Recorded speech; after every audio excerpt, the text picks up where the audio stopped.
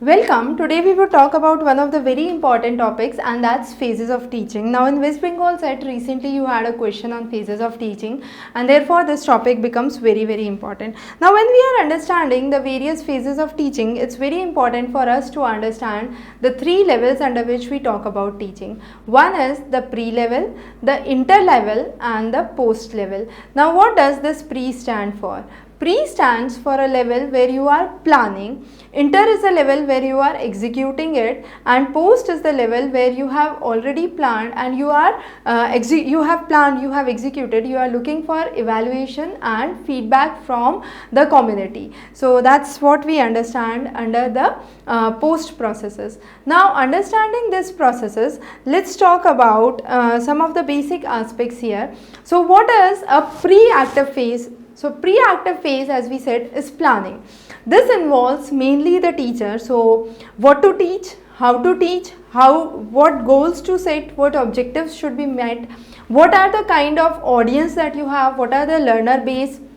You have to plan the material according to the learner base, organize it, then must have a method to deliver it. This method could be audio, this method could be visual, through graphics, through posters or through a lecture method.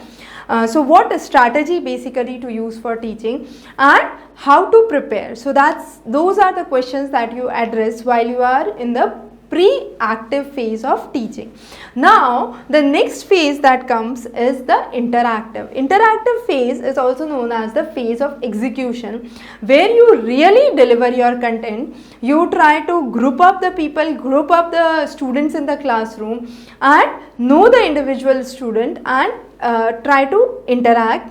This could be activity based, this could be discussion based, this could be lecture based or any other method that you want to employ. So you have to deploy certain strategies for delivering your content, and these strategies could be in the form of subject matter, the level of learning that you have to meet, the type of learning that you are offering, what are the learner age groups. So all those things need to be decided, deciphered before you start to execute. Now once you are executing, there are three processes that are predominantly involved. These three processes are very important. These are, first you understand what is the demand for the students, what they exactly want to understand. Based on that, you diagnose whether you are trying to approach to the students correctly or not, and finally you do a reaction. Now this reaction could be in the form of the response that you are delivering to the student. So what you are ultimately giving to the students is the execution. This is the interactive phase, and the last phase that we talk about is the post-active phase. Now this is the phase of feedback and evaluation. So let's say I have delivered the content through the YouTube. Now through your comments there would be feedback and I would respond to your comments. So that's how it's a kind of interactive post-active phase of teaching, where the feedbacks are asked, and based on the feedback there are further changes that are done. So the test design, the format, the strategy, the comments, the structure, I would say the dimension under which you are teaching, what technique you are using could be changed up, and what strategy you are using could also be changed off. So based on that, you are trying to apply different methods to understand the final process of teaching, and based on this post-active phase of teaching, you have changes that come up. Indeed, when we talk about teaching, we can understand this is a very complex procedure, because you have teacher which is a independent variable. This teacher is dependent on whom? This teacher is dependent on students, which are dependent variables. So students basically depend on whom?